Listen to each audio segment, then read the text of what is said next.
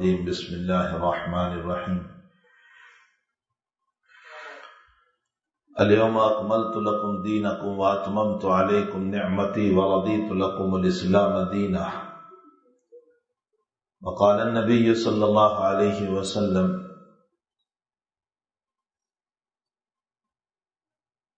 الدنیا كلها متاع وخیر متاع الدنیا المرأة الصالحة.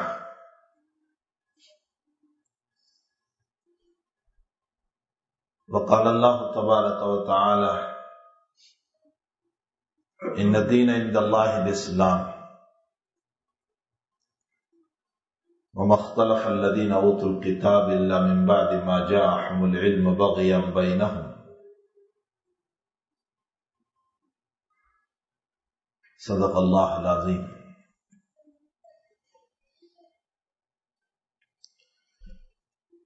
اللہ تعالیٰ نے دنیا میں دو قسمیں بنائی،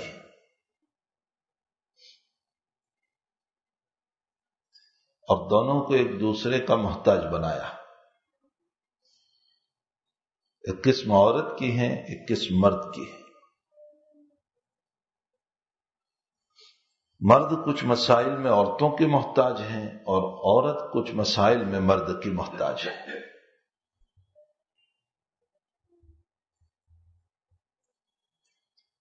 مرد محتاج ہے اپنی شہوت کو صحیح جگہ استعمال کرنے میں.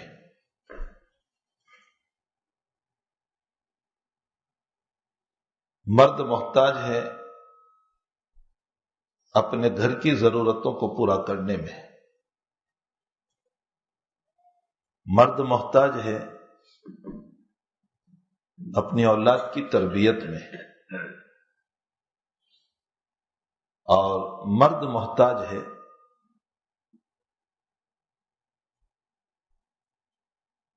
اپنی تشنگی کو بجھانے کے لیے، اپنی پیاس کو بجھانے کے لیے.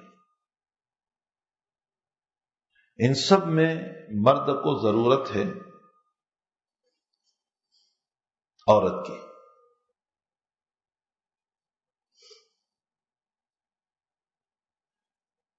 عورت بھی کچھ مسائل میں مردوں کی محتاج ہے. عورت محتاج ہے اپنی ضرورتوں کو پورا کرنے میں. عورت محتاج ہے اولاد کو دنیا میں وجود دینے میں. عورت محتاج ہے اپنی پیاس اور تشنگی کو بجھانے میں. یہ سب ظاہری محتاجگی ہے، لیکن اس ظاہری محتاجگی کے ساتھ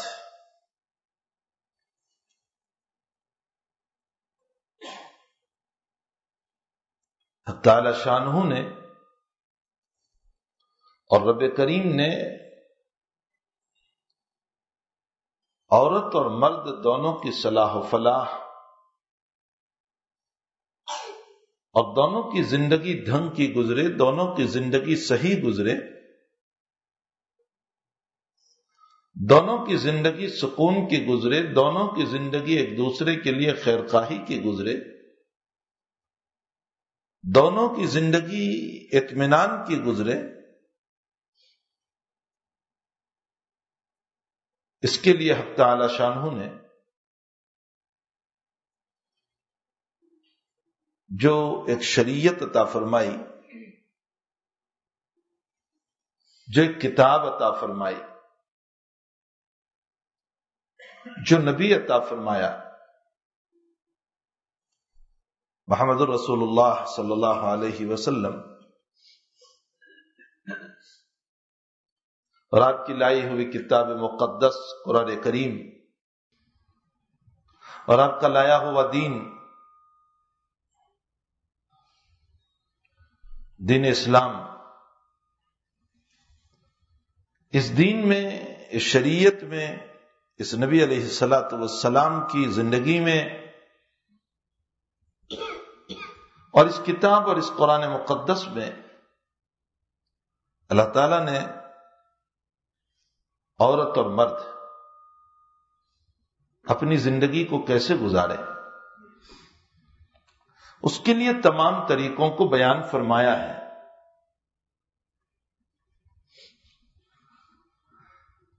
ام سلیم رضی اللہ تعالی عنہ نے ایک مرتبہ نبی کریم صلی اللہ علیہ وسلم سے سوال فرمایا،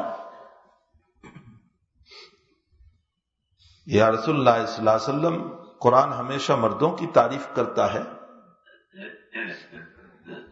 عورتوں کی تعریف نہیں کرتا۔ تو اللہ تعالیٰ نے قرآن کریم میں مستقلاً ایک آیت اتاری جس میں مردوں کے ساتھ عورتوں کی بھی تعریف کی گئی۔ ان المؤمنین والمؤمنات والمسلمین والمسلمات والقانتین والقانتات والصادقین والصادقات والصابرین والصابرات والخاشعین والخاشعات والمتصدقین والمتصدقات والصائمین والصائمات والحافظین فروجہم والحافظات والذاکرین اللہ کثیرا والذاکرات اعد اللہ لہم مغفرۃ واجرا عظیما۔ صدقہ کرنے والا مرد، صدقہ کرنے والی عورت، ایمان لانے والا مرد، ایمان لانے والی عورت، اسلام لانے والا مرد، اسلام لانے والی عورت، نماز پڑھنے والا مرد، نماز پڑھنے والی عورت، روزہ رکھنے والا مرد، روزہ رکھنے والی عورت، اپنی شرمگاہوں کی حفاظت کرنے والے مرد اور اپنی شرمگاہوں کی حفاظت کرنے والی عورتیں، اللہ کے ذکر کرنے والے مرد اور اللہ کے ذکر کرنے والی عورتیں، اعد اللہ لہم مغفرۃ، صرف مردوں کے لیے نہیں، ہم نے یہ مغفرت مردوں کے لیے بھی تیار کی ہے اور عورتوں کے لیے بھی تیار کی۔ اعد اللہ لہم مغفرۃ واجرا عظیما، اور اجر عظیم بھی ہم نے تیار کیا ہے۔ اور وہ اجر عظیم کیا ہے جو دوسری روایتوں میں، دوسری آیات میں اللہ تعالیٰ نے بہت واضح طریق پر بیان فرمایا ہے۔ لیکن ان تمام چیزوں کے ملنے سے پہلے، ان تمام چیزوں کی عطاؤں سے پہلے جو عورتوں کو دی گئی، دنیا میں عزت دی گئی، دنیا میں عورت کے لیے شان دی گئی، یہ بھی دیکھا جائے گا کہ اس دنیا میں آنے سے پہلے عورتوں کا ماحول کیا تھا اور عورتوں کے ساتھ مسائل کیا تھے۔ میں متعدد مستورات کی مجلسوں میں ذکر کر چکا ہوں۔ امام بیہقی رحمۃ اللہ علیہ نے روایت نقل فرمائی کہ ایک صحابی رضی اللہ تعالیٰ عنہ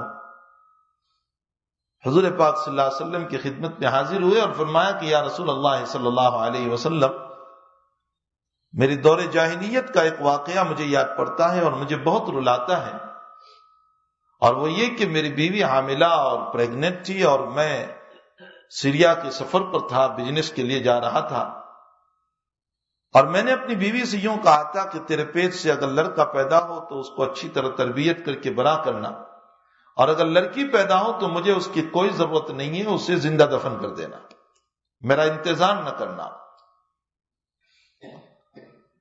میں چلا گیا اپنے سفر پر، 10 سال کے بعد واپس آیا۔ میں جب اپنے مکان میں آیا، میں پانی مانگتا ہوں تو ایک لڑکی پانی لے کر آ رہی ہے، میں کھانا مانگ رہا ہوں تو ایک لڑکی کھانا لے کر آ رہی ہے، میں اپنی کوئی ضرورت پیش کرتا ہوں تو وہ اپنی ضرورت کو لے کر پوری کرنے کے لیے مجھے آ رہی ہے۔ تو میں نے اپنی بیوی سے کہا کہ وہ ماں باپ کتنے خوش نصیب ہیں جس کو ایسی بیٹی ملی، جس کی اخلاق ہیں، جس کے کیریکٹر ہیں، جو اتنی وفا شعار ہیں، جو اتنے اچھے اخلاق والی ہیں، وہ ماں باپ کتنے اچھے ہوں گے۔ تو میری بیوی سے رہا نہیں گیا، اس نے کہا برا نہ مانے آپ، یہ آپ ہی کی بیٹی، 10 سال پہلے جب آپ مجھے چھوڑ کر گئے تھی اور میں حاملہ تھی، اور ایام حمل میں آپ نے مجھے یہ کہا تھا کہ اگر لڑکا پیدا ہو تو اسے اچھی طرح تربیت کرنا اور لڑکی پیدا ہو تو اسے زندہ دفن کر دینا۔ بس اللہ کا کرنا کہ اللہ نے میرے کوکھ سے مجھے لڑکی عطا کی۔ میری مامتا نے یہ گوارا نہیں کیا کہ جس کو میں نے 9 مہینے تک تکلیفیں اٹھا کر کے برداشت کیا ہو، میں اسے اپنے ہاتھوں سے کیسے دفن کر دوں؟ میں نے اس کو بڑی کی، اس کی تربیت کی، بس یہ آپ ہی کی بیٹی ہے۔ فرمایا بس یہ سننا تھا کہ مجھے ایسا غصہ آیا، یا رسول اللہ صلی اللہ علیہ وسلم میں کیا کہوں؟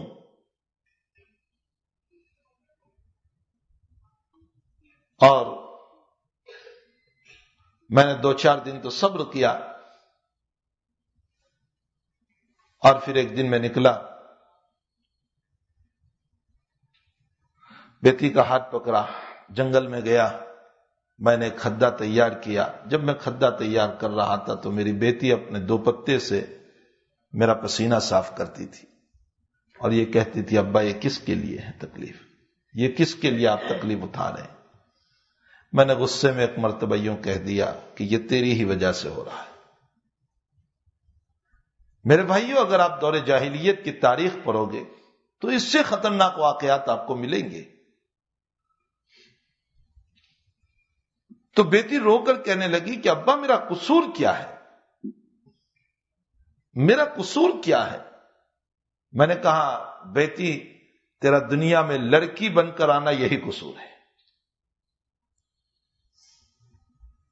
اب بھئی آج تک وہ قبرستان موجود تھا اور اب بھی وہ قبرستان ہے جہاں لڑکیوں کو زندہ دفن کیا جاتا تھا، جس میں آج بھی حضرت سمیہ رضی اللہ تعالیٰ عنہا کی قبر موجود ہے۔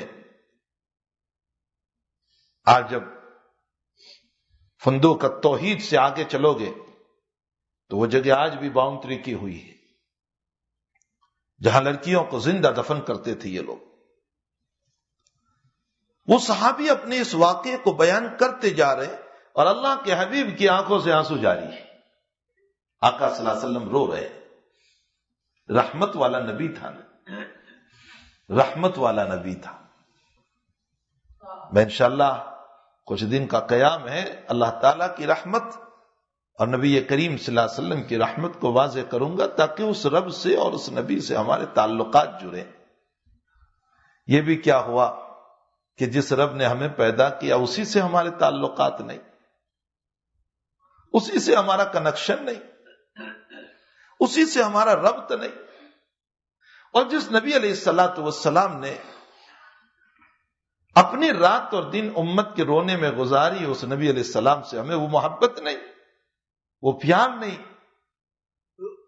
میں نے رات ہی وہاں مسیساگا کی مسجد میں ایک بات نقل کی کہ حضرت شاہ ولی اللہ صاحب رحمۃ اللہ علیہ تفہیمات الہیہ میں فرماتے ہیں کہ اگر اللہ تعالیٰ روزانہ انسان کو ایک چمڑی دیتا رہے بدن کی، اور یہ انسان روزانہ اپنی ایک چمڑی کو اتار کر اس کے جوتے بنا کر نبی کریم صلی اللہ علیہ وسلم کو پہناتا رہے اور پوری زندگی روزانہ کی اسکیم نکال کر پہناتا رہے تو بھی نبی کریم صلی اللہ علیہ وسلم کا حق ادا نہیں ہو سکتا ہے۔ امت کے لیے آپ کا رونا تڑپنا بخاری شریف کی روایت ہے، فرماتے ہیں اے لوگوں میری مثال ایسی ہے، حضرت خود بیان فرماتے ہیں میری مثال ایسی ہے جیسے کسی نے آگ جلائی ہو اور کیڑے مکوڑے اڑتے ہوئے اس آگ میں جا رہے ہیں۔ روشنی کو دیکھ کر پتنگے جو ہوتے ہیں، کیڑے مکوڑے جو ہوتے ہیں، وہ اڑتے ہوئے جاتے ہیں۔ فرمایا اسی طرح شیطان نے خواہشات کی آگ جلا رکھی ہے، چاروں طرف سے خواہشات کی آگ ہے، اور میری امت اس کی روشنی کو دیکھ کر دوڑ رہی ہے۔ ہائے ہائے، ہمارے گھروں کے کمرے تو سارے روشن ہو گئے دنیا کی لائٹوں سے، لیکن ہمارا قلب میں اندھیرا ہو گیا گناہوں کی وجہ سے۔ ہمارے قلوب میں نور نہیں ہے، ہمارے قلوب منور نہیں ہے۔ قلب تو منور ہوتا ہے اللہ کے ذکر سے، قلب منور ہوتا ہے اللہ کی یادوں سے، قلب منور ہوتا ہے نبی کریم صلی اللہ علیہ وسلم کی اطاعت اور فرمانبرداری سے۔ حدیث قدسی میں ہے، عن ابی ہریرہ رضی اللہ تعالیٰ عنہ عن النبی صلی اللہ علیہ وسلم انہ قال قال اللہ تبارک و تعالی یا ابن آدم تزینت للناس ولا تزین لاجلی۔ اللہ اکبر۔ اللہ جل شانہ فرماتے ہیں، میرے بندے اور میری بندی، تو ساری دنیا کو اپنی خوبصورتی بتانے کے لیے مزین ہوتا رہا، لیکن میرے لیے تو کبھی مزین نہیں ہوا۔ ساری دنیا کے لیے تو خوبصورت بنا، تو نے اچھے کپڑے پہنے تاکہ دنیا میں تو اچھا لگے، تو نے اچھی ٹوپی پہنی تاکہ دنیا میں تو اچھا لگے، تو نے اپنا چہرہ بڑا خوبصورت بنایا تاکہ دنیا میں تو اچھا لگے۔ میری بہن اور میری بیوی اور میری بیٹی نے دنیا بھر کی لپسٹک اور دنیا بھر کی چیزوں کو استعمال کیا تاکہ میں دنیا میں اچھی لگوں۔ اللہ فرماتے ہیں ساری دنیا کے لیے تم مزین ہوتے رہے، میرے لیے مزین نہیں ہوئے۔ یہ اللہ تیرے لیے مزین ہونے کی کیا صورت؟ فرمایا میرا بندہ میری عبادتوں سے میرے لیے مزین ہوتا ہے، نماز سے، روزوں سے، زکوٰۃ سے، اچھے اخلاق سے، قلب کی پاکی سے، قلب کی صفائی سے، اللہ کے ذکر سے، حسن اخلاق سے انسان پاک ہوتا ہے، مزین ہوتا ہے۔ اسی لیے روایتوں میں آتا ہے جو بندہ تہجد کا عادی ہوتا ہے، اللہ تعالیٰ بلا لپسٹک اور بلا پاؤڈر اور بلا چیزوں کے اس کے چہرے کو اللہ مزین فرما دیتے، خوبصورت بنا دیتے۔ نبی کریم صلی اللہ علیہ وسلم کی زندگی میں کثرت سے غسل ثابت نہیں ہے، اللہ کے حبیب کی زندگی میں کثرت سے غسل ثابت نہیں۔ آقا کی زندگی کو آپ پڑھ لیجئے، حضرت نے تو اپنے صحابہ کو یوں ارشاد فرمایا، غسل یوم الجمعہ واجب علی کل محتلم، بالغ آدمی کو چاہیے جمعہ کو غسل کرے۔ اس روایت سے پتہ چلتا ہے جمعہ کا غسل حضرت نے ارشاد فرمایا۔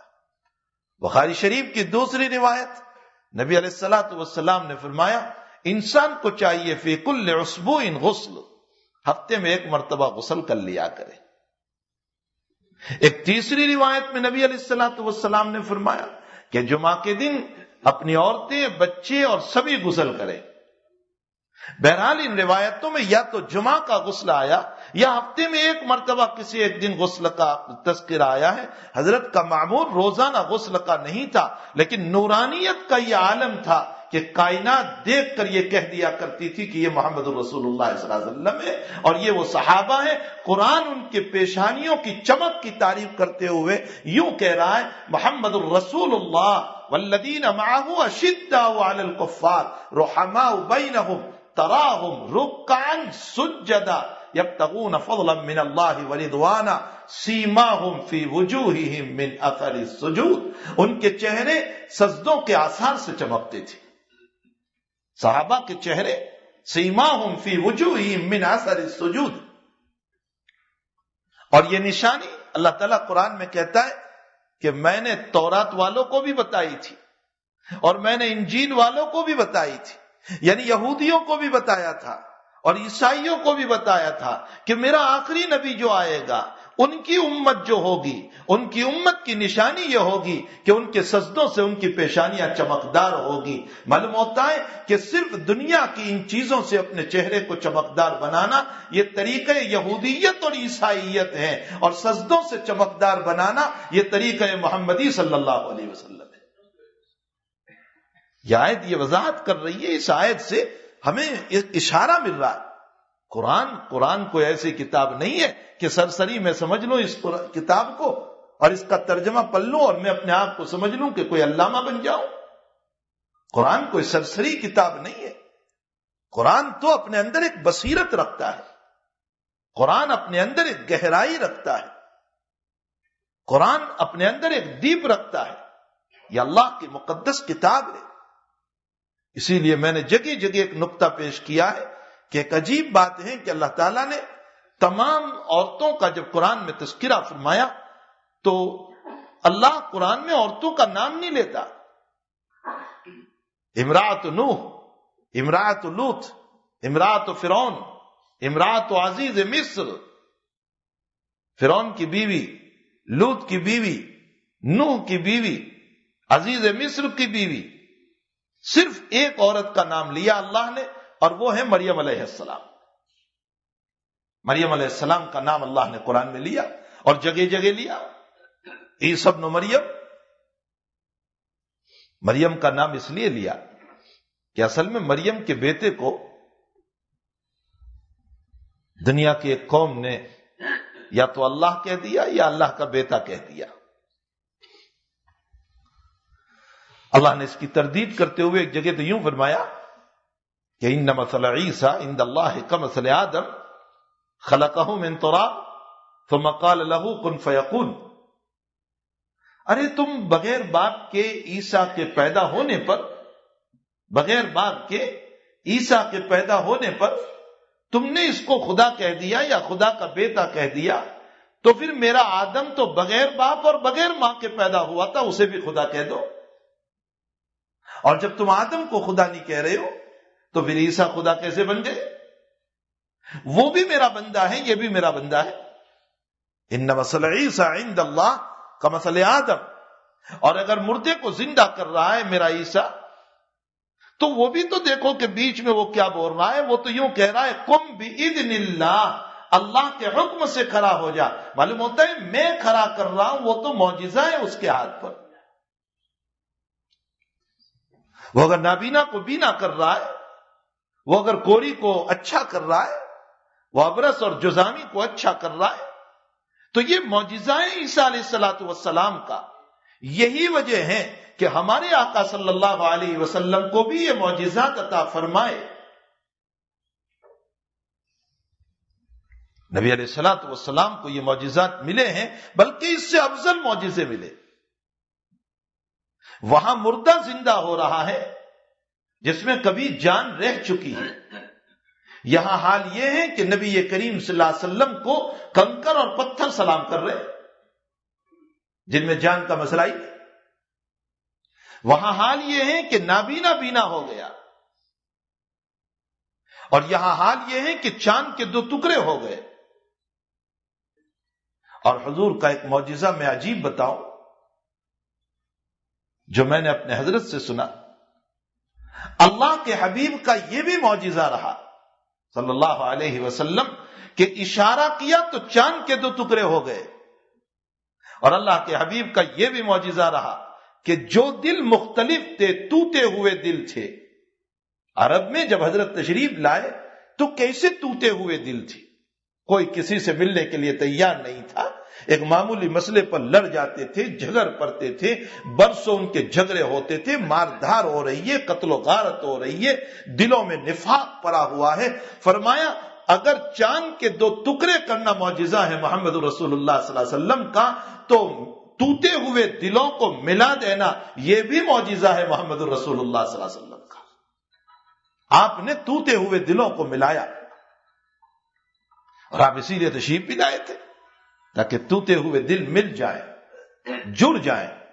اللہ کے حبیب پاک صلی اللہ علیہ وسلم کی آمد، اسی لیے قرآن کہتا ہے فَبِمَا رَحْمَةٍ مِّنَ اللَّهِ لِنْتَ لَهُمْ وَلَوْ كُنْتَ فَظًّا غَلِيظَ الْقَلْبِ لَانفَضُّوا مِنْ حَوْلِكَ. میرے پیغمبر رحمت کی وجہ سے سب ایک ہو چکے ہیں آپ کی. اگر آپ غضبناک اور غصے ہوتے تو ایک بھی آپ کے قریب نہ آتا. بہرحال میں یہ کہہ رہا تھا کہ حضور پاک صلی اللہ علیہ وسلم کو وہ معجزات عطا فرمائے. تو حضرت عیسیٰ علیہ الصلوۃ والسلام کی والدہ کا تذکرہ اللہ تعالیٰ نے قرآن میں فرمایا. مریم علیہ السلام کا وہ ایک خاص مسئلے کی بنیاد پر کیا، اور وہ یہ کہ ان کے بیٹے کو جب خدا کہہ دیا یا خدا کا بیٹا کہہ دیا، اللہ کہہ دیا یا اللہ کا بیٹا کہہ دیا، تو اللہ تعالیٰ نے نام لے کر اشارہ فرمایا کہ جس کو تم میرا بیٹا کہہ رہے ہو وہ تو ایک عورت سے پیدا ہوا جس کا نام مریم ہے، جو کھاتی ہے، پیتی ہے، جو استنجا کرتی ہے، جو ضرورت پڑتی ہے اس کو. جس کو عیسیٰ پیدا ہوا تو ولادت کے موقع پر جیسے عورتوں کو گرم کھانا چاہیے اس کو بھی گرم کھانا چاہیے، اسی لیے تو وَهُزِّي إِلَيْكِ بِجِذْعِ النَّخْلَةِ تُسَاقِطْ عَلَيْكِ رُطَبًا جَنِيًّا، اس مریم کو کھلانے والا کوئی نہیں تھا، اس لیے کہ کنواری لڑکی کو لڑکا پیدا ہو گیا تو اللہ تعالیٰ نے ان کے ہاتھوں پر ایک کرامت ظاہر فرمائی، معجزہ نہیں کرامت، اس لیے کہ مریم نبی نہیں ہے، کرامت ظاہر فرمائی، اور وہ کرامت یہ کہ اس درخت کو ہلاؤ۔ بھلا کھجور کا درخت کو ہلا سکتا ہے اور وہ بھی عورت ذات ہلاوے؟ اور کیا کھجور کا درخت ہلنے سے کوئی کھجور گرے گی؟ لیکن اللہ نے فرمایا اس درخت کو ہلاؤ اور اس پر سے کھجور گرے گی، اور وہ کھجور تمہاری خوراک ہے۔ وَهُزِّي إِلَيْكِ بِجِذْعِ النَّخْلَةِ تُسَاقِطْ عَلَيْكِ رُطَبًا جَنِيًّا فَكُولِي وَاشْرَبِي، کھاؤ اور پیو اور غم نہ کرو کہ تم پر کوئی الزام آئے گا۔ اگر کوئی تم سے پوچھے کہ یہ بچہ کیسے آیا ہے تو اشارہ کر دینا اس بچے کی طرف، اے اللہ یہ بچہ کیسے بولے گا، ابھی تو پیدا ہوا۔ فرمائیں یہی تو ہماری طرف سے بات ہوگی۔ اب عیسیٰ گہوارے میں سوئے ہوئے، لوگ پوچھ رہے ہیں مریم تو کنواری لڑکی ہے، تیرا نکاح نہیں ہوا اور یہ لڑکا کہاں سے آیا؟ تو حضرت حق تعالی جل شانہ نے مریم کی زبان کو بند کر دیا تھا 3 دن کے لیے۔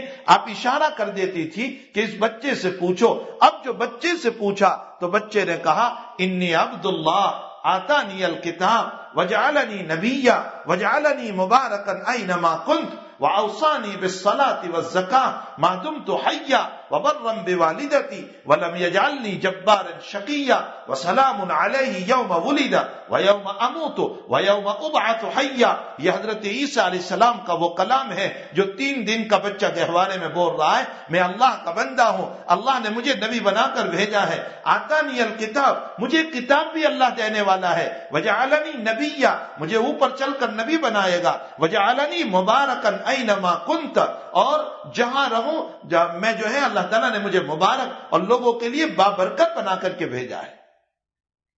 وَأَوْصَانِي بِالصَّلَاةِ وَالزَّكَاةِ مَا دُمْتُ حَيًّا، اور مجھے یہ بھی حکم دیا گیا کہ میں جب تک زندہ رہوں لوگوں کو نماز اور زکوٰۃ کا حکم دیتا رہوں۔ سلام علیہ یوم ولد ویوم اموت ویوم ابعث حیا، جس دن پیدا ہوا سلامتی ہو، جس دن مروں سلامتی ہو، اور جس دن اللہ دوبارہ زندہ کرے سلامتی ہو۔ 3 دن کا بچہ بول رہا ہے تو حضرت مریم علیہ السلام کا نام تو اللہ نے ایک ضرورت کی بنیاد پر لیا تھا، باقی عورتوں کے نام لینے میں اللہ کو کوئی ضرورت نہیں تھی، اس لیے نام نہیں لیا۔ قرآن کے پڑھنے والوں کو یہ تعلیم دی جا رہی ہے، اے لوگو تم بھی اپنی بیٹیوں کے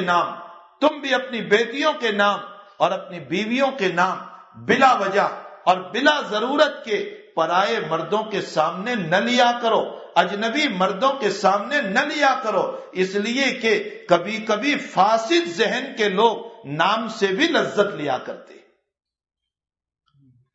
قرآن مقدس جب نام چھپانے کو کہہ رہا ہے تو میری بیٹی کو کسی کے سامنے پیش کرنے کی اجازت کیسے دے سکتا ہے؟ اپنی بیوی کو کسی کے سامنے پیش کرنے کی اجازت کیسے دے سکتا ہے؟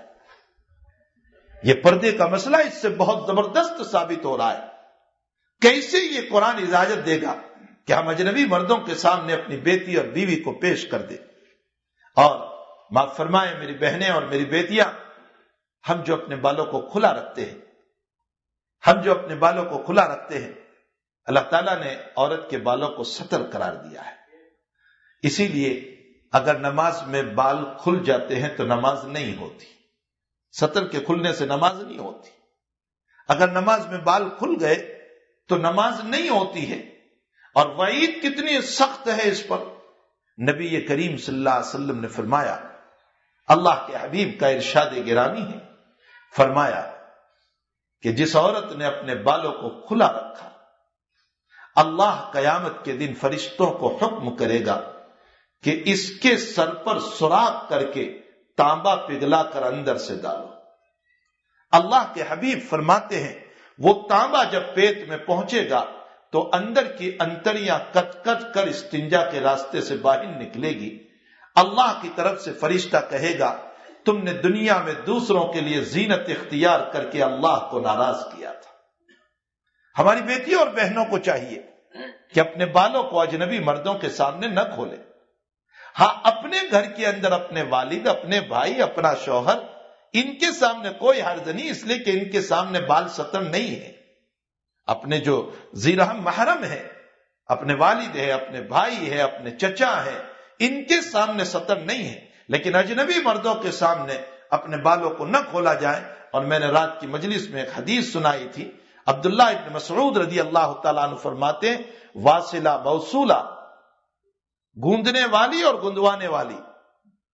گوندنے کا مطلب ہوتا ہے اپنے ہاتھوں پر پھول بنانا، اپنے بدن پر پھول بنانا.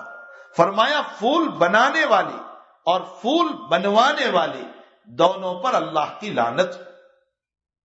نمبر 2، نبی کریم صلی اللہ علیہ وسلم کا ارشاد گرامی ہے بلا ضرورت کے جس عورت نے اپنے بالوں کو کتوایا، ضرورت میں شریعت نے جو اجازت دی ہے وہ داڑھی اور مونچھ کے بال اگر عورت کو نکل آتے ہیں، اس کے بالکل شریعت میں اجازت ہے کہ وہ عورت اپنے داڑھی اور مونچھ کے بالوں کو صاف کروائے گی.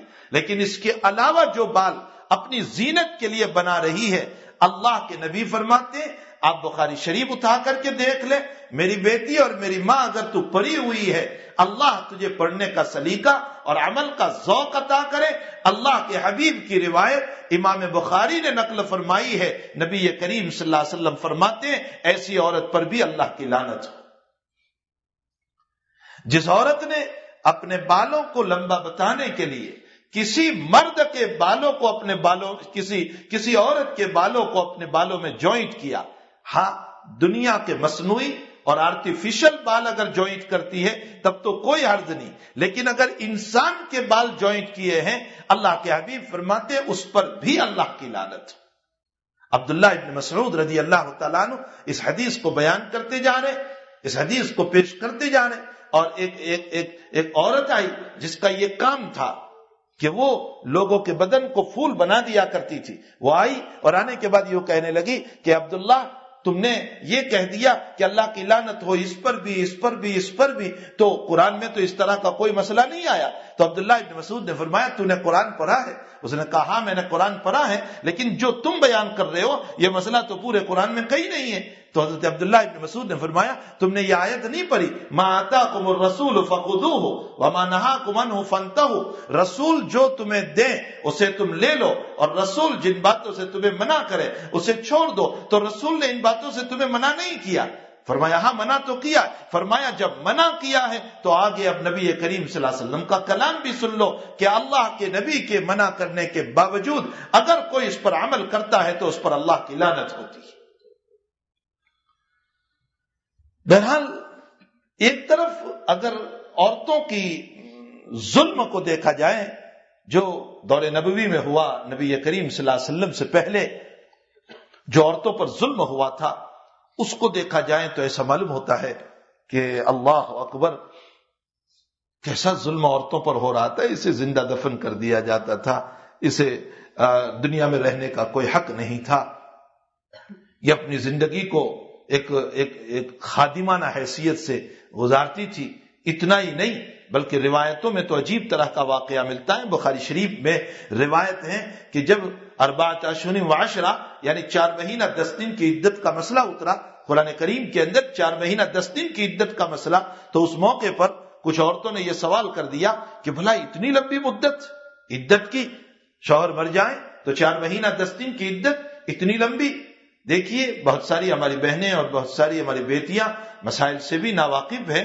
وہ مسئلہ یہ سمجھ لیں اگر شوہر مر جائے اور حاملہ نہ ہو تو 4 مہینہ 10 دن کی عدت ہے، اور اگر طلاق پڑ جائے تو اس صورت میں 3 منتھلی پیریڈ اس کو بیٹھنا ہے، یعنی 3 حیض کے آنے تک اسے بیٹھنا ہے.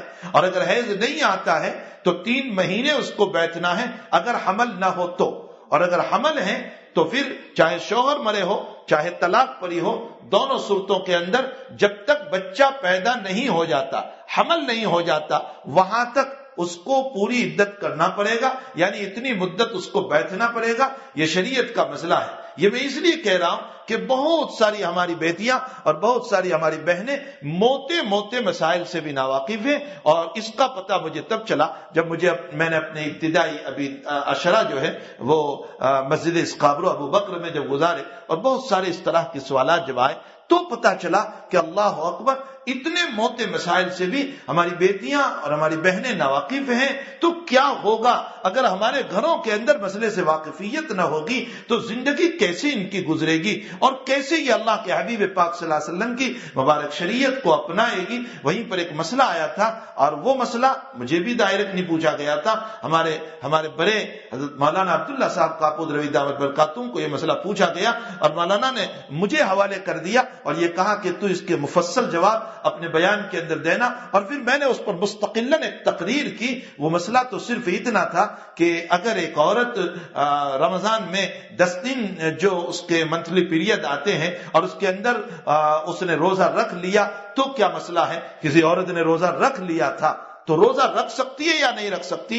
میں نے اس مسئلے کو بہت کلیئرن اور بہت صاف طور پر بیان کیا، اور میں نے یہ کہا کہ دیکھیے، ایام حیض میں شریعت نے نماز کو تو بالکل معاف قرار دیا ہے، ایک نماز بھی نہ ان دنوں میں پڑھنا ہے نہ ان دنوں کے گزرنے کے بعد پڑھنا ہے۔ یہ اللہ تعالیٰ کی طرف سے عورتوں پر رحم و کرم کا معاملہ ہوا، اس لیے رحم و کرم کا معاملہ ہوا کہ اگر ان نمازوں کے قضا کرنے کا حکم دیا جاتا تو عورت مشکل میں پڑ جاتی، حرج میں پڑ جاتی، گھروں کا کام بھی کرنا ہے، بچوں کی تربیت بھی کرنا ہے، شوہر کی ضرورتوں کو بھی پورا کرنا ہے، اپنے وقت کی نمازوں کو بھی پورا کرنا ہے، اور وقت کی نمازوں کے ساتھ ان 10 دنوں کے یا 8 دن کے جو بھی ایام ہیں اس کے ان نمازوں کے بھی قضا کرنا ہے، تو تکلیف میں پڑ جاتی۔ اللہ نے اپنی اس بندی کے اوپر سے اس تکلیف کو کم کرنے کے لیے فرمایا نماز تو تیرے اوپر سے میں معاف کر دیتا ہوں۔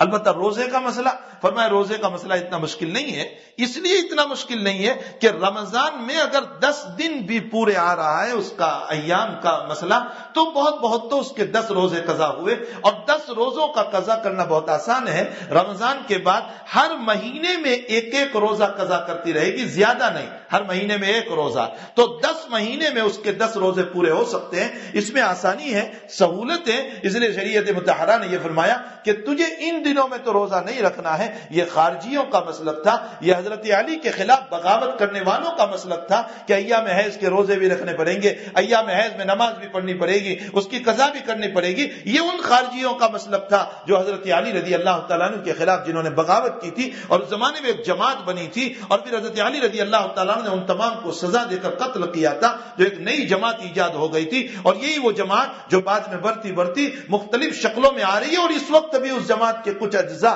دنیا کے اندر موجود ہیں جو طرح کے مسئلوں کو دنیا میں نافذ کرنے کی کوششیں کر رہے ہیں۔ بہرحال ایام حیض میں قطعاً روزہ نہ رکھیں، البتہ اس کی قضا ضرور کرنا ہے، لیکن اگر بہت لمبی مدت گزر چکی اور مسئلہ معلوم نہیں تھا اور اب روزہ رکھنے کی وہ حالت نہیں رہی ہے، روزہ رکھنے کی وہ حالت نہیں رہی، وہ ضعف آ گیا، بڑھاپا آ گیا، کمزوریاں آ گئی، روزہ رکھنے کی قوت اب نہیں رہی، جوانی ہوتی تو رکھ لیتے، اب تو بڑھاپا آ چکا ہے اور بہت سارے رمضانوں کے اس طرح کے روزے قضا ہو چکے ہیں اور آج تک نہیں رکھے، مثلا 25 سال گزر چکے، 30 سال گزر چکے، اور 30 سال میں ہر رمضان کے 10 روزے 8 روزے چلے گئے ہیں، اور اب بڑھاپے میں مسئلہ معلوم ہوا۔ شریعت بہت آسان ہے، الدین یسر، دین آسان ہے، سہولتیں پیدا کیے، دین مشکل نہیں ہے۔ میرے نبی علیہ الصلوۃ والسلام نے حضرت ابو موسیٰ عاشر اللہ تعالیٰ عنہ حضرت معاذ بن جبل کو جب یمن بھیجا، فرمایا یسرا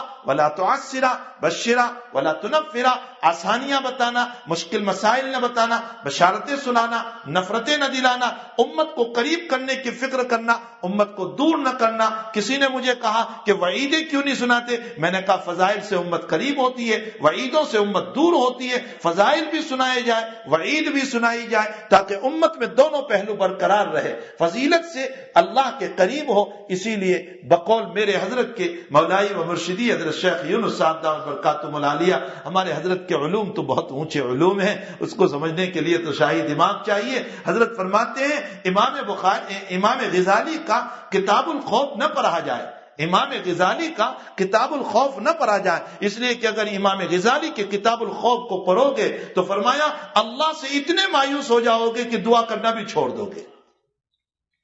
آپ نے کتاب الخوف لکھا ہی ایسا ہے.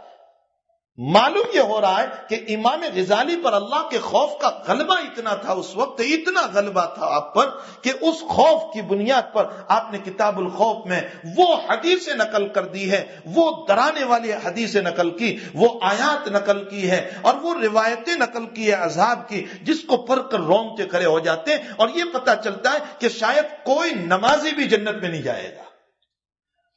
اس لیے فرمایا امام غزالی کے کتاب الخوف کو نہ پڑھا جائے. تو بہرحال یسرا ولا تعسرا بشرا ولا تنفرا، امت کو آسانی کے مسائل، کچھ فضیلت بھی ہو کچھ وعید بھی ہو. فضیلت بتائیں اللہ کے قریب ہو جائیں، وعید بتائیں شیطان سے دور ہو جائیں، جہنم سے دور ہو جائیں، فضائل سے جنت کے قریب ہو جائیں. اس لیے کچھ فضیلت بھی ہو کچھ وعید بھی ہو. تو میں نے اس میں ایک مسئلہ یہ بیان کیا کہ اگر برسوں گزر چکے، یہ مسئلہ معلوم نہیں تھا، اور 30 سال گزر چکے، اور 30 سال کے رمضان کے وہ روزے اب رہ گئے، اور اب بڑھاپا آ چکا ہے، اب تم نہیں رکھ سکتی ہو، تو شریعت مطہرہ نے اس کی جگہ پر فدیے کا مسئلہ رکھا ہے. ایک صدقۃ الفطر، ایک روزے کے بدلے میں، ایک صدقۃ الفطر ایک روزے کے بدلے میں 30 سال کے اب حساب کر لو. مثلا ایک رمضان میں 10 روزے قضا ہوئے تو 30 رمضان کے کتنے روزے قضا ہو گئے؟ ان تمام روزوں کو ملا کر اس کا فدیہ نکال دو، اللہ تمہاری طرف سے روزوں کو قبول فرما کر ثواب عطا فرما دیں گے.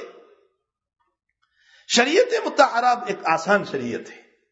اس شریعت میں اللہ تعالیٰ نے تمام مسائل کا حل رکھا ہے، تمام مسائل کا حل رکھا ہے. اللہ تعالیٰ ہم تمام کو اپنی شریعت مطہرہ کو سمجھ کر شریعت مطہرہ کے قریب ہونے کی توفیق عطا فرمائے.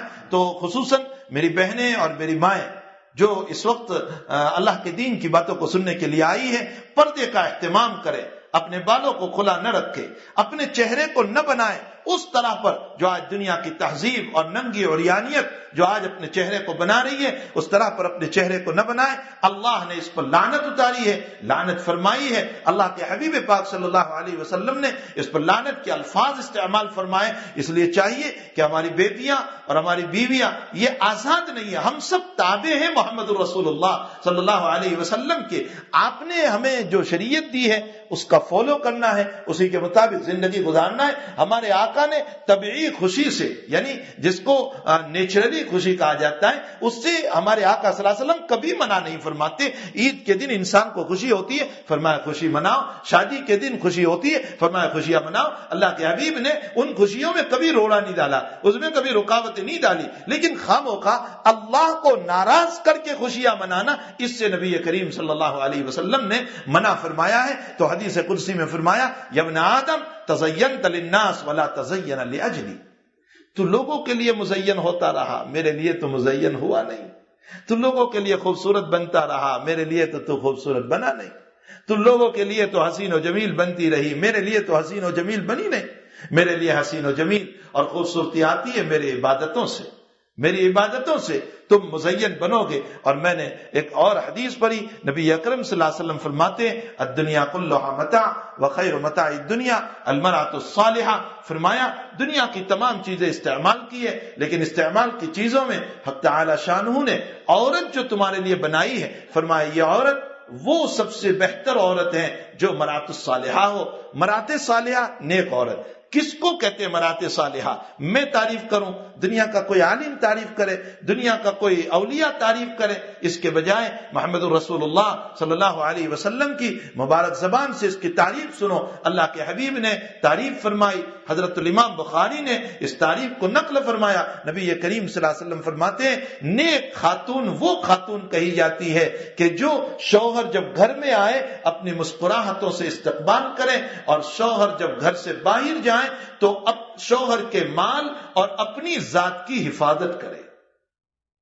شوہر کا مال اور اپنی ذات دونوں کی حفاظت کرے. اپنی ذات شوہر کی عدم موجودگی میں کسی کے حوالے نہ کرے، شوہر کا مال غلط استعمال نہ کرے. اس کو مرأۃ الصالحہ کہا گیا. اور سنت میں اور بھی ایک طریق بتایا گیا کہ جب شوہر اپنے جاب پہ جا رہا ہو، اپنے دکان پہ جا رہا ہو، اپنے کاروبار پہ جا رہا ہو، تو سنت یہ ہے کہ عورت دروازے تک اس کو روانہ کرنے کے لیے چلے کہ میرا شوہر میری وجہ سے آج نکل رہا ہے، صبح سے شام تک یہ بھٹکے گا، صبح سے شام تک اپنے وقت کو قربان کرے گا، صبح سے شام تک یہ جاب پہ کھڑا رہ کر کے کام کرے گا، صبح سے شام تک یہ دکان پہ اپنے وقت کو قربان کرے گا، تھکے گا بیچارہ، روزے کی حالت میں تھکے گا، کتنی پریشانیاں یہ اٹھائے گا۔ تو سنت یہ ہے کہ عورت دروازے تک رخصت کرنے کے لیے آئے اور سلام کر کے دعا کر کے اس کو روانہ کرے اور یوں کہے اللہ خیر سے لے جائیں اور خیر سے آپ کو واپس لے آئیں۔ حدیث شریف میں ایک عجیب واقعہ ملتا ہے، عجیب واقعہ ہے، امام دارمی رحمۃ اللہ علیہ نے اس واقعے کو نقل فرمایا۔ ایک صحابی بہت غریب تھے، اور ویسے بھی صحابہ تو غربت ہی میں زندگی گزری ہے، صحابہ کی زندگی ہی بخاری شریف کتاب الصلاۃ میں روایت ہے کہ حضرت جابر رضی اللہ تعالیٰ عنہ کے پاس ایک تابعی آئے اور فرمایا یا رسول اللہ صلی اللہ علیہ یا جابر آپ جو ہیں حضرت حضور پاک صلی اللہ علیہ وسلم کی نماز پڑھ کے بتائیے کہ اللہ کے حبیب کیسے نماز پڑھتے تھے۔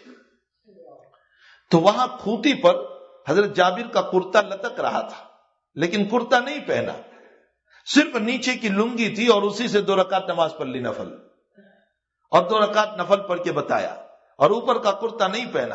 تابعی نے فرمایا کہ حضرت یہ کپڑا یہاں موجود تھا پھر بھی آپ نے نہیں پہنا۔ فرمایا تجھ جیسے بے وقوف کو بتانے کے لیے میں نے نہیں پہنا کہ نبی کے زمانے میں ہمارے پاس 2 کپڑے نہیں ہوتے تھے۔ اب آپ اندازہ لگائیں کہ صحابہ کی غربت کا عالم کیا ہوگا، لیکن اس غربت کے باوجود انہوں نے اپنے نبی کو چھوڑا نہیں۔ آج تو غربت آتی ہے تو ہم شریعت چھوڑ دیتے ہیں، آج تو غربت آتی ہے تو ہم اپنے نبی کو چھوڑ دیتے ہیں، آج غربت آتی ہے تو ہم نماز تک کو چھوڑ دیتے ہیں، آج غربت آتی ہے تو ہم دین کے بیگانہ بن کر کے ہٹ جاتے ہیں۔ صحابہ نے اپنی غربت کے باوجود اپنے نبی کو چھوڑا نہیں۔ یہی تو وجہ ہے کہ دنیا میں کسی قوم کی تعریف نہیں فرمائی، اگر کسی کی تعریف فرمائی تو صحابہ کی تعریف اللہ تعالیٰ نے قرآن کریم میں فرمائی۔ اور انبیاء کے بعد اگر سب سے اونچا مقام کسی کا ہو سکتا ہے تو وہ حضرات صحابہ کا ہے، اور تمام صحابہ صدیق تھے، یاد رکھیے تمام صحابہ صدیق تھے۔ ہاں ابو بکر صدیق امام الصدیق تھے، ابو بکر صدیق جو ہیں وہ امام الصدیق ہیں۔ یہ باتیں کہاں تم سمجھو گے، یہ تو شاہ ولی اللہ صاحب رحمۃ اللہ علیہ کی وہ باتیں ہیں جو حضرت بہت گہرائیوں سے اور بہت بلندیوں سے بول رہے ہیں۔ اور فرمایا کہ نبوت اور صدیق کے بیچ میں کوئی مقام نہیں ہے، نبوت کے بعد سیدھا صدیقیت کا مقام ہے۔ اسی لیے قرآن کہتا ہے من النبیین والصدیقین، انہ کان صدیقا ونبیا۔ صدیق کے بعد سیدھا نبوت ہے، اور نبوت کے بعد سیدھا صدیقیت ہے۔ نبوت اور صدیقیت کے بیچ میں کوئی تیسرا مقام نہیں ہو سکتا ہے۔ جب یہ بات آپ کی سمجھ میں آ گئی تو سمجھ لیں ابو بکر صدیق امام الصدیق ہے اور تمام صحابہ صدیق ہیں، تو نبوت کے بعد سیدھا مقام صحابہ کرام کا ہے۔ آپ کے علاوہ اور کسی کا مقام نہیں ہو سکتا، نہ دنیا کا غوث ہو سکتا ہے، نہ قطب ہو سکتا ہے، نہ ابدال ہو سکتا ہے، نہ دنیا کے معین الدین چشتی ہو سکتے ہیں، نہ نظام الدین اولیاء ہو سکتے ہیں، نہ عبد القادر جیلانی ہو سکتے ہیں، نہ حضرت حسن بصری ہو سکتے ہیں۔ ان میں سے کوئی نہیں ہو سکتا ہے، بلکہ ان سب کو مقام ملا ہے اتباع صحابہ اور اتباع محمد الرسول اللہ صلی اللہ علیہ وسلم کی بنیاد پر۔ تو حقیقت حال یہ ہے کہ مقام صدیقیت جو بہت اونچا مقام ہے، اللہ تعالیٰ نے ہمارے صحابہ کرام کو عطا فرمایا۔ یہ صحابہ کو مقام کیوں ملا؟ ان صحابہ نے اپنی غربت، اپنے حالات، اپنی پریشانیاں اور ان تمام کے باوجود در نبوت کو نہیں چھوڑا، در نبوت کو نہیں چھوڑا، قدم نبوت کو نہیں چھوڑا، وہ پڑے رہے در نبوت پر۔ ان کی جان گئی تو فرمایا نبی کے قدموں میں جائے گی، فرمایا تمہارے اوپر حالات آئے، فرمایا نبی کے قدموں میں آ جائیں گے، فرمایا تمہاری بیٹیوں کو جلا دیں گے، فرمایا نبی کے قدموں میں وہ بھی تیار، فرمایا تمہاری بیٹیاں مدینے میں رہے گی اور جعفر موتا میں شہید ہو جائے گا، فرمایا اللہ کے نبی کے لیے وہ بھی قربانی۔ کیوں یہ مقام ملا؟ اس لیے کہ اپنے آپ کو نبی کے قدموں میں ڈال دیا، تو نبوت کے بعد صدیقیت کا مقام اللہ نے ان کو عطا فرمایا۔ حقیقت حال یہ ہے کہ انہی کی تعریف، ہاں البتہ ایک بات ضرور ہے کہ جو ان کی اتباع کرے گا اللہ نے ان کی بھی تعریف کی ہے۔ جو ان کی اتباع کرے گا، اوروں کی نہیں، جو ان کی اتباع کرے گا۔ میری مائیں اس آیت کو بہت غور سے سنیں میرے بھائیوں، آپ کے لیے بہت بڑی بشارت ہے۔ والسابقون الاولون من المہاجرین والانصار، والسابقون الاولون من المہاجرین والانصار والذین اتبعوہم بإحسان. والسابقون الاولون، کون وہ لوگ ہیں اللہ کے قریب؟ فرمایا وہ لوگ جو سب سے پہلے نبی کریم صلی اللہ علیہ وسلم پر ایمان لائے. من المہاجرین والانصار، مہاجرین میں سے اور انصار میں سے. آگے فرما دیا اللہ نے والذین اتبعوہم بإحسان، اور جو لوگ اخلاص کے ساتھ ان صحابہ کی پیروی کرتے رہے، رضی اللہ عنہم ورضوا عنہ، قیامت تک جو لوگ اخلاص کے ساتھ ان صحابہ اتبعوہم، اتباع کرتے رہے، ان کی پیروی کرتے رہے، فرمایا قیامت تک جو آئیں گے اور ان صحابہ کو اپنا امام بنا کر کے چلیں گے اور محمد الرسول اللہ صلی اللہ علیہ وسلم کی شریعت پر آئیں گے، رضی اللہ عنہم ورضوا عنہ، اللہ ان سے بھی راضی ہوگا اور وہ اللہ سے راضی ہو جائیں گے. اس آیت میں حق تعالی شانہ نے قیامت تک کا اشارہ فرما دیا، لیکن شرط وہی رکھی، نبی کے صحابہ. نبی کے صحابہ تمہارا معیار رہے گا، اس سے تم ہٹ نہیں سکتے ہو. اللہ تعالیٰ ہماری بیٹیوں کو، ہماری بہنوں کو یہ شریعت مطہرہ کو اپنی زندگیوں میں اتارنے کی توفیق عطا فرمائے، اور اس مقدس شریعت کو اپنے اندر لینے کی، یہ دنیا کے لیے مزین ہونے کے بجائے اپنی عبادتوں سے، اپنے نقاب سے، اپنے پردے سے، اپنے اس لباس سے جو لباس اللہ کے حبیب کی بیویوں کا تھا، اللہ کے حبیب کی بیٹیوں کا تھا، وہ لباس اپنانے کی ہماری بیٹیوں کو توفیق عطا فرمائے. کون وہ فاطمہ تھی جس کے وہاں مہدی کی رسم ادا کی گئی؟ کون سی وہ فاطمہ رضی اللہ تعالیٰ عنہ کا نکاح ہوا کہ جس میں مہدی کی رسم ادا کی گئی؟ کوئی ایک روایت تو بتا دیں کہ جس میں مہدی کی رسم اور اس کے لیے اتنے پیسوں کا خرچ ہو رہا ہو. کوئی ایک تو ادنا سی ضعیف روایت بھی اگر کوئی بتا دے. فاطمہ رضی اللہ تعالیٰ عنہ کا نکاح عصر کے بعد نبی کریم صلی اللہ علیہ وسلم نے فرمایا حضرت علی کے ساتھ، اور مغرب کے بعد ام ایمن رضی اللہ تعالیٰ عنہ کو فرمایا کہ امی جان آپ میری فاطمہ کا ہاتھ پکڑ کے اس کو علی کے وہاں چھوڑائیے. ام ایمن چھوڑنے جا رہی ہے اور فرمایا جا کر کے یہ بھی اطلاع کر دینا، جا کر یہ بھی اطلاع کر دینا کہ نبی کریم صلی اللہ علیہ وسلم عشاء کے بعد تشریف لائیں گے. اللہ کے حبیب عشاء کے بعد تشریف لے گئے، ایک طرف علی کو بٹھایا، ایک طرف فاطمہ کو بٹھایا، اور اللہ کے حبیب پاک صلی اللہ علیہ وسلم نے حضرت فاطمہ کو نصیحت کر کے یوں فرمایا کہ بیٹی میں نے تمہارا جو نکاح کرایا ہے یہ میرا چچا زاد بھائی علی ہے، یہ میرا چچا زاد بھائی ہے، اور تم جانتے ہو کہ میرا بھائی علی بہت غریب ہے. فرمایا میری بیٹی کبھی تمہیں بھوکا بھی رہنا پڑے، کبھی تمہیں پیاسا بھی رہنا پڑے، میری بیٹی اس کو برداشت کر لینا، لیکن میرے بھائی علی کی عزت کا نیلام نہ کرنا. کیا نصیحت فرمائی. آج باپ یہ نصیحت کرے اپنی بیٹی کو، ایک ماں یہ نصیحت کرے اپنی بیٹی کو، یہ وہ نصیحتیں کہ جو اپنی اولاد کو کرنے کی ہے، بلکہ ایک سنہرے حروف سے اس کو لکھ کر دینے کی ہے کہ بیٹی. حضرت عمر رضی اللہ تعالیٰ عنہ نے اپنی بیٹی حضرت حفصہ رضی اللہ تعالیٰ عنہ کا جب نکاح نبی کریم صلی اللہ علیہ وسلم سے فرمایا تو حضرت عمر نے اپنی بیٹی سے فرمایا بیٹی حفصہ تجھے جو ضرورت ہو اپنے باپ سے مانگ لینا، لیکن میرے نبی کو نہ ستانا. ایک باپ کو اپنی بیٹی کو یہ نصیحت کرنا چاہیے، نہ یہ کہ فضول خرچی کی رسم اور کیا کیا رسمیں. تو بہرحال میں وہ ایک واقعہ ذکر کر رہا تھا کہ وہ صحابی رضی اللہ تعالیٰ عنہ بھوکے تھے، غربت کا ایام تھا، کام پہ نکلے. کام کیا تھا؟ حمالی کرنا، یہاں کا سامان اٹھا کر وہاں لے جانا، وہاں کا سامان یہاں لانا، سر پہ اٹھا کر کے لاتے تھے، 2 پیسے کما لیا کرتے تھے. صبح بیوی نے روانہ کیا، سلام کر کے دعا دے کر روانہ کیا. شام کو واپس آئے، فرمایا کچھ لائے؟ فرمایا کچھ نہیں. کل کا دن بھی بھوک تھا، آج کا پورا دن بھی بھوک میں گیا. فرمایا کام ملا ہی نہیں.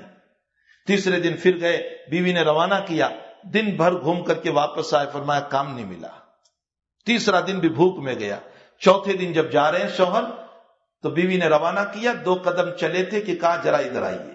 پھر دوبارہ بلایا اور کہا دیکھو مجھے پورا معلوم ہے، یقین ہے مجھے کہ آپ بہت تقوی والے ہیں، حرام کا ایک لقمہ آپ کے پیٹ میں آپ نہیں جانے دیں گے، لیکن چونکہ آپ کو میری محبت بہت ہے اور مجھ سے آپ کو بہت تعلق ہے، کہیں بیوی کی محبت میں آج بھی اگر کام نہ ملے تو حرام کا لقمہ لے کر گھر میں نہ آنا، حرام کا لقمہ لے کر گھر میں نہ آنا. میں آج بھی بھوک برداشت کر لوں گی، میں آج بھی بھوک برداشت کروں گی، لیکن حرام کا لقمہ میرے پیٹ میں نہ جانے دے. میرے بھائیوں اور میری بہنوں، جب یہ چیزیں ہمارے اندر ہوگی تو پھر ہماری اولادوں میں بھی وہ خوبیاں پیدا ہوگی. حضرت معین الدین چشتی رحمۃ اللہ علیہ جب افغان کے علاقے سے دعوت و تبلیغ سے فارغ ہو کر کے آئے اور اس علاقے کے سے دورہ کر کے آئے تو 2 رکعت مسجد میں آ کر کے نماز پڑھی جو سنت ہے نبی کریم صلی اللہ علیہ وسلم کی، اور اس کے بعد اپنی ماں کے پاس گئے اور ماں کے ہاتھ چومے، اور ماں کے ہاتھ چوم کر فرمایا کہ امی سفر بہت کامیاب رہا، بہت کامیاب رہا۔ فرمایا 7 لاکھ غیر مسلموں نے میرے ہاتھ پر کلمہ پڑھا، اور 70 لاکھ مسلموں نے جو گنہگار تھے میرے ہاتھ پر توبہ کی، یعنی اسلام میں میرے ہاتھ پر توبہ کی کہ آئندہ ہم گناہ نہیں کریں گے۔ تو ماں مسکرائی اور تھوڑی دیر کے بعد فرمایا بیٹے یہ تیرا کمال نہیں، تیری ماں کا کمال ہے۔ فرمایا امی میں جانتا ہوں تو جھوٹ نہیں بولتی، تو جھوٹ نہیں بولتی، لیکن اس میں تیرا کمال کیسا مجھے سمجھ میں نہیں آتا، کام تو میں نے کیا، محنت میں نے کی، اور آپ فرما رہے کہ میرا کمال ہے۔ فرمایا بیٹے جب تو میرے پیٹ میں تھا تو میں روزانہ 7 پارے پڑھ کے اللہ کے وہاں تیری طرف سے بھیجا کرتی تھی۔ جب تک میں انشاءاللہ تربیت اولاد پر مجھے یہاں 5 دن رہنا ہے، میں تربیت اولاد پر مستقلاً گفتگو کروں گا، اور میں نے جگہ جگہ اپنا یہ مشن بنایا ہے۔ میں نے وہاں ہندوستان کے اندر بھی اور جس ملک میں بھی میں نے گیا تو وہاں میں نے الحمدللہ تربیت اولاد اور نوجوانوں کی تربیت اس لیے کہ اس کی ہمیں بہت شدید ضرورت ہے، تربیت اولاد اور نوجوانوں کی تربیت، اس لیے کہ بڑے برے تو الحمدللہ دین پر قائم ہے اور مسجد میں آ رہے ہیں، اللہ کا فضل ہے، لیکن یہ ہمارا نیا جنریشن جو ہے وہ جو دین سے دور ہوتا جا رہا ہے اور دنیا کے کلچر میں، دنیا کے ماحول میں رنگا جا رہا ہے۔ خطرات یہ بتا رہے ہیں کہ ایک جنریشن تو ہم سے ملا ہوا ہے وہ کچھ نمازی ہے، اس کے بعد کا جنریشن کچھ رہے گا، اس کے بعد کا جنریشن کچھ رہے گا، آہستہ آہستہ 5واں 6واں جنریشن آئے گا۔ اگر دین کی محنت ہماری نہ رہی تو یاد رکھیے خطرات اس بات کے ہیں کہ ان سے چرچ خرید کر ہم نے مسجدیں بنائی ہے، کل کو ہماری مسجدیں خرید کر کے وہ دوبارہ چرچ نہ بنائے۔